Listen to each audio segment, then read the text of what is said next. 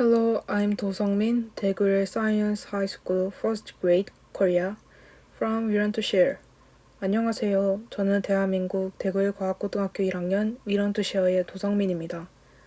저는 생명과학 2 교과 시간 중 생명공학 기술에서 각각의 유전자 가위의 원리와 탄생 배경, 이용 사례에는 어떤 것이 있는지 또 다른 의문을 가지게 되었습니다. 따라서 각각의 유전자 가위의 원리와 탄생 배경에 대해 알아보고 각각의 장단점을 비교하고 어떤 분야에서 어떤 일을 하는데 주로 쓰이는지를 알아보는 탐구를 진행했습니다. 따라서 오늘 저는 생명과학 2에서 다루어지는 유전자 가위에 대한 내용과 저희 탐구 내용에 대해 알아볼까 합니다. 목차는 다음과 같습니다. 먼저 유전자 편집 기술 3가지의 종류와 원리에 대해 알아보고 각각의 장단점과 이용 사례에 대해 소개하는 순서로 진행하겠습니다. 먼저 유전자 편집 기술에 대해 알아보자면 질병을 치료하는 방법에는 일반적으로 약물, 의료기기를 이용한 치료와 외과적 수술이 있습니다. 그러나 유전자 돌연변이에 의해 발생하는 유전질환의 경우 이것들은 병의 원인을 제거하지 못하기에 근본적인 치료 방법이 될 수 없습니다. 이러한 유전질환을 원천적으로 치료하는 방법을 유전자 치료라고 합니다. 1990년대에 면역 결핍증을 치료하기 위해 DNA 재조합 기술을 이용한 유전자 치료를 처음 사용했을 때 혁신적인 유전질환 치료법으로 주목을 받았습니다. 그러나 1999년 오르니틴 카르바빌 전이효소 결핍증이라는 유전질환을 치료하기 위해 건강한 유전자를 주입받았던 18세의 환자가 4일 만에 사망하는 사건이 발생하자 효과와 정확성 문제가 제기되었고 의학계는 유전자 치료에 좀 더 신중해야 한다며 돌아섰죠. 그런데 최근 분자 생물학의 비약적인 발전으로 새로운 유전자 치료법이 주목받고 있습니다. 기존의 유전자 치료법은 결함이 있는 유전자는 그대로 두고 정상 유전자를 추가하는 방식으로 바이러스를 이용하며 유전자를 전달하였습니다. 이런 방법으로는 유전자 발현 확률이 낮아 성공하길 바라며 끊임없이 실험하는 수밖에 없었죠. 또한 원하는 유전자가 제대로 조작되었는지 확인할 수 없기에 위험 부담이 컸습니다. 하지만 유전자 편집 기술은 다릅니다.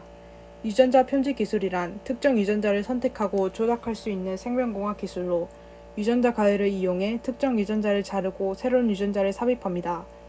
유전자 가위를 이용하여 잘못된 유전자 자체를 정상으로 교정해주는 유전자 편집 기술은 효과성이나 정확도 측면에서 기존 방법을 훨씬 능가하죠.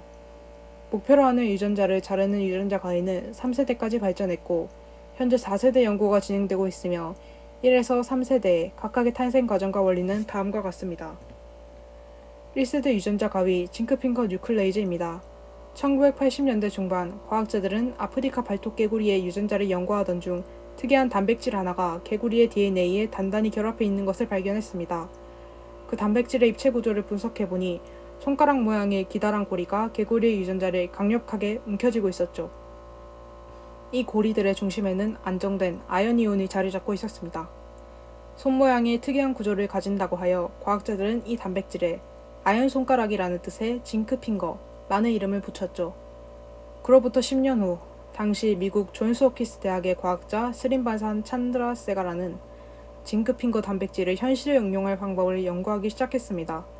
그 결과 첫 번째 유전자 가위인 징크핑거 뉴클레이즈가 비로소 탄생했습니다.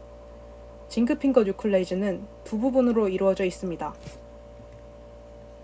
바로 DNA에서 특정 염기서열을 인식하는 징크핑거 단백질이 여러 개 붙어있는 부분과 찾아낸 염기서열을 절단하는 제한요소 포킬입니다. 하나의 징크핑거 단백질은 약 3개의 염기만을 인식합니다. 하나의 유전자는 많은 염기를 가지고 있기에 이를 가지고서는 특정 유전자를 겨냥할 수 없습니다. 따라서 6개의 징크핑거 단백질이 붙어있는 구조로 3 곱하기 6, 즉 18개의 염기를 인식하도록 합니다. 제한 요소는 특정 염기 서열을 인식하고 자르는 효소입니다. 징크핑거 뉴클레이즈는 타입 2 제한 요소 중 DNA를 깨끗이 잘라내기로 명성이 높았던 제한 요소 포킬의 일부분으로 이루어져 있습니다. 타입 2 제한 요소는 대부분의 다른 제한 요소들과는 달리 DNA와 결합하는 부위와 DNA를 자르는 효소 부위가 별개로 이루어져 있습니다. 따라서 포킬의 DNA를 자르는 효소 부위가 징크핑거 뉴클레이즈를 구성하죠. 정리하자면 징크핑거 뉴클레이즈는 DNA와 결합하는 징크핑거 단백질이 여러 개 붙어있는 부분과 포킬에서 DNA를 자르는 효소 부분으로 이루어져 있습니다. 이러한 구조로 인해 정교함이 중요한 유전자 편집에서 특정한 염기서열을 인식하고 그 부분을 정확하게 절단할 수 있게 합니다. 징크핑거 뉴클레이즈는 두 단계로 작동합니다. 먼저 징크핑거는 특정 염기서열을 인식하여 복잡한 유전체 내에서 목표로 하는 유전자를 찾습니다. 그 다음 제한 요소가 표적 염기서열을 절단합니다. 제한 요소인 포킬이 두 개가 한 쌍으로 이루어진 형태로 구성되므로 징크핑거 뉴클레이즈도 두 개가 한 쌍으로 이루어져 작동합니다. 두 개의 결합체가 유전자 측면에서 접근해 들어가면 효소가 이중나선을 절단하여 세포가 복구할 수 없게 만듭니다. 이 과정에서 DNA 단편을 주형으로 같이 넣어주고 절단된 유전자를 붙이려는 세포 내의 유전자 복구 시스템이 가동하면 절단된 곳에 이 DNA가 삽입됩니다. 다음은 2세대 유전자 가위 탈렌입니다. 2009년 식물성 병원체인 잔토모나스에서 염기를 인식하는 TALE 단백질을 발견합니다. 이 단백질은 34개의 아미노산이 반복되는데 이 34개 중 12, 13번 아미노산 서열만 변화가 있고 이 부분의 아미노산 구성에 따라 인식되는 염기가 달랐죠. 그로부터 1년 후 당시 MIT의 대학원생이던 장펑은 유전자 가위를 이용한 유전자 편집에 어려움을 겪고 있었습니다. 징크핑거 뉴클레이즈는 설계가 어렵고 생산 가격이 비싸다는 치명적인 단점이 있었기 때문입니다. 이와 같은 문제를 해결하기 위해 탈레 단백질을 이용하여 새로운 유전자 가위인 탈렌을 개발했습니다. 탈렌은 징크핑거 뉴클레이즈와 매우 유사한 구조를 가집니다. 물론 손가락과 유사한 구조를 가진다는 의미는 아닙니다. 탈렌 또한 두 부분으로 이루어져 있죠. 바로 DNA에서 특정 염기서열을 인식하는 탈레 단백질 부분과 차단된 염기서열을 절단하는 제한요소 포킬이죠. 하나의 탈레 단백질은 약 17개의 염기를 인식합니다.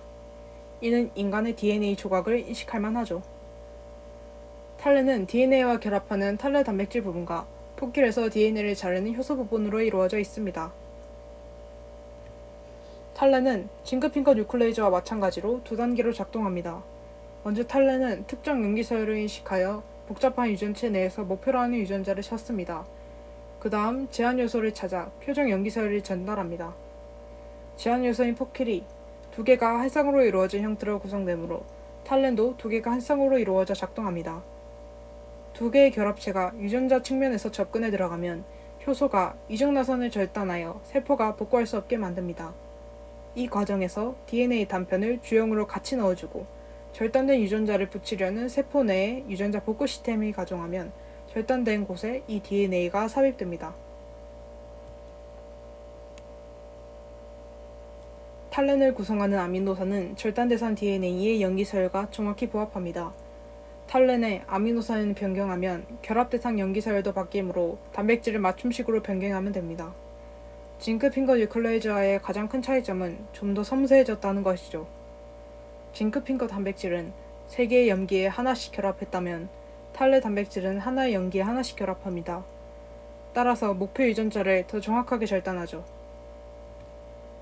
마지막으로 3세대 유전자 가위 크리스퍼-캐스9입니다. 1980년대 후반 일본의 오사카 대학 요시즈미 이시노 박사는 대장균을 연구하던 중 한 유전자 옆에서 특이한 DNA 염기서열이 계속 반복되고 있는 사실을 발견하였습니다. 또한 다른 세균들도 공통적인 서열이 있는 것이 드러났죠. 그는 논문 마지막에 그 염기서열을 언급하며 생물학적 의의는 알 수 없다고 하였습니다. 그로부터 28년이 지난 2007년 크리스퍼라 불리는 그 염기서열은 세균이 바이러스와 싸우기 위해 사용되는 면역 시스템의 일부라는 사실이 밝혀졌습니다. 면역 시스템에 대한 내용을 간략하게 설명하면 다음과 같습니다. 세균은 외부에서 침투하는 바이러스를 막기 위한 면역 체계가 존재합니다. 바이러스는 크리스퍼라고 불리는 반복되는 특징 서열을 가지고 있고 세균은 이것을 파괴함으로써 바이러스를 제거합니다. 추가적으로 말씀드리자면 이때 이 크리스퍼는 세균의 전 유전체에 규칙적으로 띄엄띄엄 널려져 있는 작은 팔린드롬입니다. 팔린드롬이란 DNA 염기서열이 역방향으로 반복되어 앞으로 일거나 뒤로 일거나 염기서열의 배열이 똑같아지는 구조를 말하죠. 다시 본론으로 돌아와서 세균이 가지고 있는 캐스9 단백질은 특정 염기서열을 인식해서 DNA를 자르는 효소입니다. 세포 내에 존재하는 캐스9 단백질이 바이러스의 크리스퍼 영역과 결합하여 RNA, 단백질 복합체를 형성해 바이러스를 제거합니다. 세균의 유전체 속에 있는 반복된 DNA 염기서열은 사이사이에 끼어있는 염기서열, 스페이서에 의해 분리되어 있습니다. 이 스페이서는 그 세균 또는 그 조상을 공격했던 바이러스의 염기사를 뽑아낸 것입니다. 그것은 세균에게 해를 끼치는 바이러스를 알려주는 가이드 역할을 합니다. 따라서 만약 스페이서와 동일한 염기서열을 가진 바이러스를 만나면 모조리 절단해버립니다. 만약 새로운 바이러스가 침입한다면 새로운 스페이서가 만들어져 사슬의 맨 끝에 첨가됩니다. 이것을 3단계로 정리하면 다음과 같습니다. 먼저 취직 단계에서는 바이러스가 세균에 침입하면 세균은 이들의 DNA 일부를 잘라 새로운 스페이서로 삽입합니다. 발현 단계에서는 동일한 바이러스가 다시 침입하면 세균은 캐스9 단백질을 발현함과 동시에 스페이서와 삼고정인 서열의 RNA를 발현합니다. 절단 단계에서는 RNA 단백질 복합체가 형성된 상태에서 RNA가 단백질 유전자 내 상보정인 서열과 결합하면 캐스9 단백질이 바이러스의 DNA를 절단함으로써 바이러스를 죽입니다.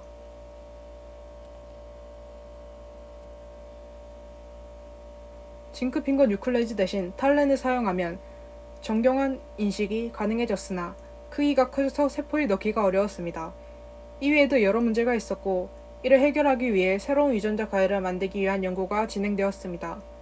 2012년 미국 캘리포니아 버클리 대학의 제니퍼 다우드나 박사와 스웨덴의 우메오 대학에 소속된 에마니엘 샤르팡디의 박사 연구팀의 합동 연구로 크리스퍼를 이용하여 모든 DNA를 절단할 수 있음을 입증했습니다.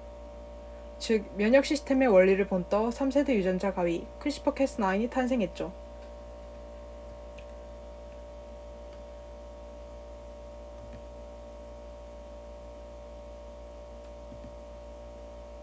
크리스퍼-캐스9을 사용한 유전자 편집은 기존의 방법과 전혀 다른 방법으로 유전자를 편집합니다. 가이드 RNA가 목표하는 지점의 DNA와 상보적으로 결합하면 캐스9이 이 부위를 절단합니다. DNA가 망가졌으니 우리 몸은 이를 다시 복구합니다. 그럼 또 효소가 그 부위를 자릅니다. 이 과정을 반복하다 보면 원래대로 복구하지 못하는 복구 오류가 발생합니다. 즉, 원래 DNA 설계과 달라지는 것입니다. 그럼 유전자는 제 기능을 하지 못하게 됩니다. 이런 일을 유전자 노그아웃이라고 합니다. 이때 이 자리에 넣고 싶은 유전자를 크리스퍼-캐스9과 함께 넣어주면 복구하는 과정에서 그 자리에 이 유전자가 들어가게 됩니다. 1에서 3세대 유전자 가해 시스템을 비교 분석하자면 먼저 징크핑거 뉴클레이즈는 맨 처음 등장한 프로그램 가능한 유전자 가해지만 새로운 목표 유전자에 맞추어 설계하기 어려운 단백질을 이용합니다. 만드는 과정이 매우 복잡해 한 달이 넘는 시간이 소요되고 비용도 많이 듭니다. 또한 정확도가 최대 24%로 잠재적으로 위험을 초래할 표적을 벗어난 모발 가능성도 존재합니다. 탈레 단백질을 이용해 염기서열의 정확도를 최대 99%까지 올렸으나 여전히 복잡하고 효율이 높지 않았죠. 따라서 제작 기간이 길고 비용이 많이 듭니다. 또한 크기가 커져서 세포에 넣기 어려웠습니다. 크리스퍼-캐스9은 매우 간단한 구조를 가집니다. 세 가지 유전자 가위 중에서 디자인이 가장 깔끔한 것이 바로 크리스퍼-캐스9입니다. 복잡한 단백질 구조 없이 말끔한 유전자 코드 라인에 절단 효소가 연결되어 있기 때문입니다. 이처럼 단순한 구조를 가진 크리스퍼-캐스9 시스템은 세포 안으로 부드럽게 전달된다는 장점이 있습니다. 또한 시간이 절약됩니다. 세포에 크리스퍼-캐스9을 뿌리고 세포 온도를 37도에 맞춘 뒤 2-3일 정도 인큐베이터에 넣어두면 완성으로 만들기까지 2분도 채 걸리지 않습니다. 따라서 정확성을 높이기 위해 더 다양한 시도를 할 수 있으며 비용도 획기적으로 절감됩니다. 징크핑거 하나를 만들려고 50만 원을 쏟아붓던 것과 비교할 때 크리스퍼를 만드는 데에는 33,000원 밖에 들지 않을 정도입니다. 결론적으로 징크핑거 뉴클레이즈 시스템의 낮은 절단 성경을 부정확한 DNA 서열 절단의 단점과 탈렌 시스템의 높은 DNA 변이 생성 확률이라는 단점을 모두 보완했습니다. 이런 간편함으로 크리스퍼-캐스9의 폭발적인 공급으로 이루어지기도 했습니다. 하지만 크리스퍼-캐스9 시스템은 오발 사고를 예방하는 보호장치가 없어 시스템이 오작동하는 경우 엉뚱한 부분을 절단할 수 있다는 치명적인 단점이 있습니다. 이렇게 각각 단점을 지닌 1에서 3세대 유전자 가위 시스템은 다양한 분야에서 이용되고 있습니다. 먼저 징크핑거 뉴클레이즈 시스템이 이용되는 가장 대표적인 예시가 미국 캘리포니아에 있는 상가모 바이오 사이언스라는 바이오 업체입니다. 이 회사는 징크핑거 뉴클레이즈를 상용화했으며 징크핑거 뉴클레이즈를 HIV, 혈우병, 알츠하이머병과 같은 다양한 질병 치료에 사용하기 위해 임상시험을 수행하기도 했습니다. 탈렌 시스템은 높은 DNA 변이 생성 확률을 가집니다. 하지만 과학자들은 탈렌이 만든 돌연 변이를 이용하여 질병을 모형화하는, 즉 동일한 형질의 배양된 세포인 세포주를 만들어냈습니다. 이는 이상적인 역유전학 시스템으로 특정 유전자의 돌연 변이가 세포에 미치는 영향을 추적하는 데 유리합니다. 현재 C형 간염, 고콜레스테롤 혈증, 인슐린 민감성 등에 관한 질병 모델이 만들어져 있습니다. 탈렌은 유전체를 효과적으로 교정할 수 있고 본질적으로 단순하므로 인간에게도 이용될 수 있을 것으로 보입니다. 연구가 진행되어 감에 따라 탈렌은 질병 모형왕에 유용한 것으로 입증되고 있습니다. 또한 설치류, 제브라피쉬, 옥수수, 담배 등에 징크핑거 뉴클레이즈와 탈렌을 적용함으로써 유전자 가위 기술이 형질 개선에 중요한 도구라는 것이 증명되었고, 지속해 유전자 가위 기술이 응용될 수 있는 대상도 빠르게 확대되고 있습니다. 크리스퍼-캐스9는 장점인 빠른 제작과 저렴한 비용으로 인해 다양한 분야에 쓰이고 있습니다. 많은 나라가 이를 연구하고 있지만 그 중에서도 중국과 미국에서 가장 활발히 진행되고 있습니다. 유전자 편집 기술 연구가 활발하게 이루어지고 있는 나라 중 하나는 바로 중국입니다. 크리스퍼를 이용하여 모든 DNA를 절단할 수 있음이 입증되자마자 장펑은 크리스퍼 개발에 선봉에 서서 돌연변이 세포주와 마우스 모델을 재빠르게 만들어냈습니다. 과학자들은 불과 1년 만에 크리스퍼를 이용하여 낭성섬유증, 겸상적 혈구빈혈, 자폐증 모델을 만들어냈습니다. 과거에는 질병 모델 동물을 만들려면 수개월 내지는 수년이 걸렸지만 이제는 몇 주 만에 만들 수 있게 되었습니다. 크리스퍼 기술은 빠르게 발전하여 2014년 2월 중국의 과학자들은 원숭이의 배아에 크리스퍼를 적용한 연구 결과를 발표했습니다. 그들은 배아 발생에 관여하는 생리종 유전자를 교정했는데 현재 2마리의 어린 영장류를 유심히 관찰하고 있었습니다. 놀랍게도 그들은 한 번에 2개의 유전자를 변형시킬 수 있었습니다. 4년 뒤인 2018년 10월 중국에서는 에이즈를 초래하는 HIV 바이러스에 감염되지 않도록 유전자 가위를 통해 HIV 수용체의 변이를 유도한 쌍둥이가 출산하였습니다. 이 연구는 허젠쿠이 교수가 진행하였는데 크리스퍼 유전자 가위를 이용해서 CCR5라는 유전자를 제거하였습니다. 정상적인 CCR5 유전자는 HIV가 세포에 달라붙게 만드는 역할을 하는데 이 유전자를 집중적으로 제거한 것입니다. 그러나 학계에서는 CCR5가 없으면 독감에 걸릴 위험이 4배나 높은 것으로 알려져 있습니다.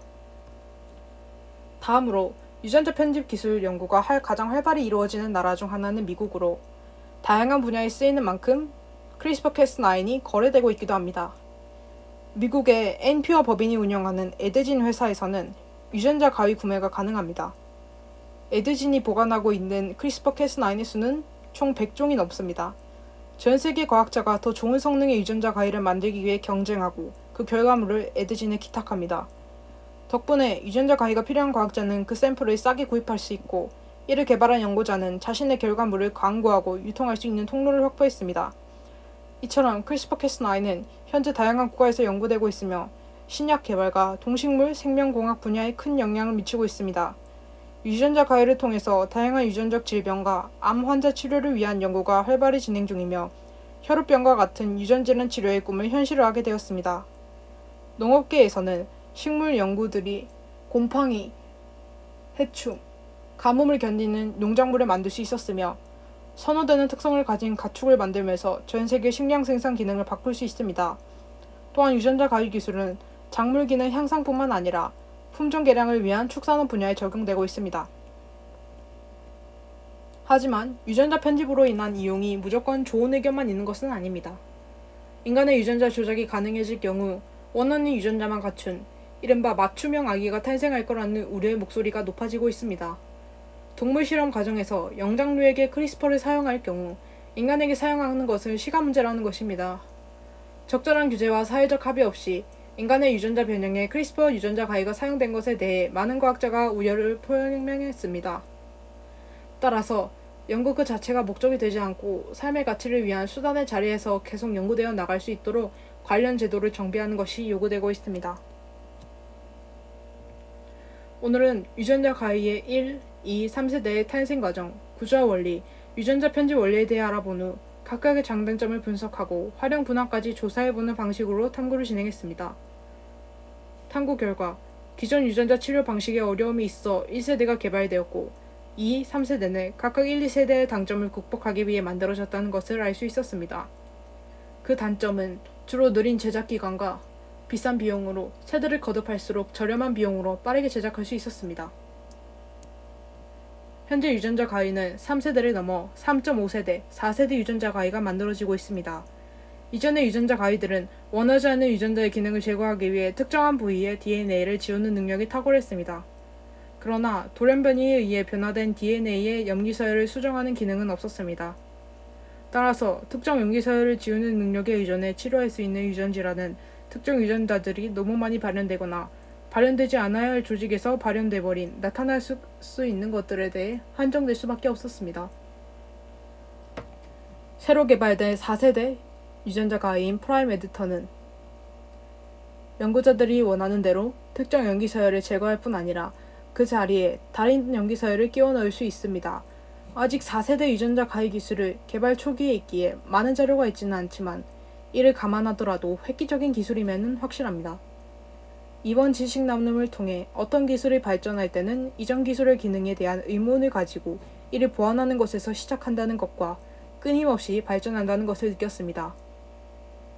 또한 탐구 과정에서는 교과 지식을 바탕으로 원리의 맥락 정도만 조사했기에 교과 지식이 충분히 쌓인 뒤 어떻게 단백질과 효소가 복합질을 이루는지 등의 원리를 구체적으로 알아보고 싶습니다. 지금까지 저의 지식 나눔을 들어주셔서 감사합니다. 참고 논어는 다음과 같습니다.